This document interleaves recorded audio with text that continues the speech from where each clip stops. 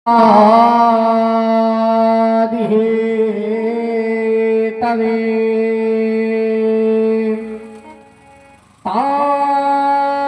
तापत्रय विनाशाय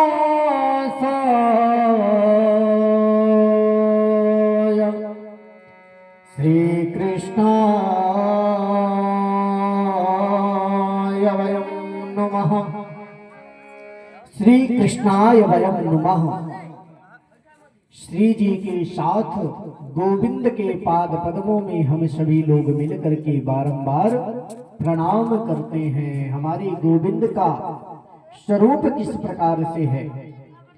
सत घन चित घन आनंद घन, जिनका भगवान का स्वरूप किस प्रकार से है? सत घन चित घन आनंद घन, ऐसे स्वरूप वाले भगवान सच्चिदानंद जो समस्त विश्व का पालन सृजन और संहरण करने वाले हैं, जो तीनों के हेतु हैं तथा जिनकी पावन चरण शरण ग्रहण करते ही समस्त तापत्रय समाप्त हो जाते हैं। समस्त जीवों के तापत्रय समाप्त हो जाते हैं। इस प्रकार से प्रभु के स्वरूपों का वर्णन क्या?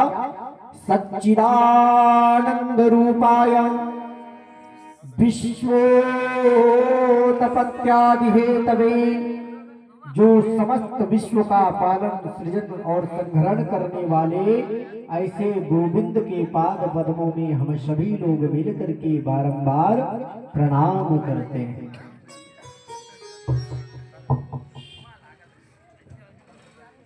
और कहते हैं कि कथा अमृत रस स्वाद कुशलहा, ऐसे गोविंद के पाद पद्मों में हम सभी लोग मिलकर के बारंबार प्रणाम करते हैं और कहते हैं कि महाभागवत श्री सुखदेव जी का ध्यान करते हुए हमें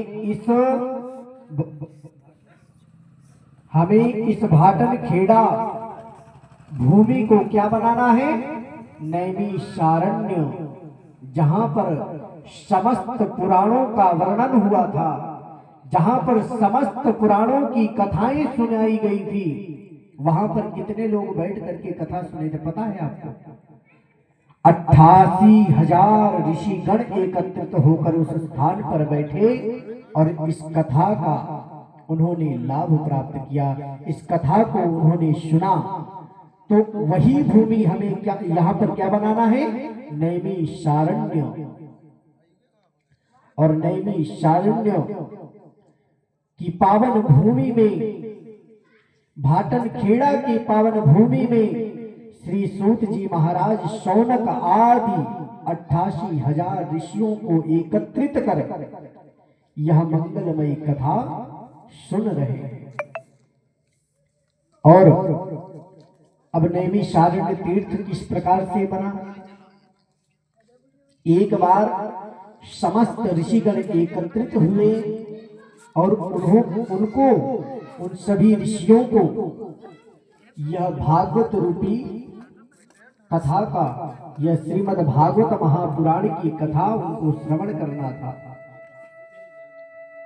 और सभी लोग एकत्रित होकर के शौनक जी महाराज के पास गए और वहां शौनक जी महाराज से कहने लगे कि हे ऋषिवर, हे महाराज, आज हम सभी लोग एकत्रित होकर के आपके पास इसलिए आए हैं कि हमें श्रीमद् भागवत महापुराण की कथा को श्रवण करना है।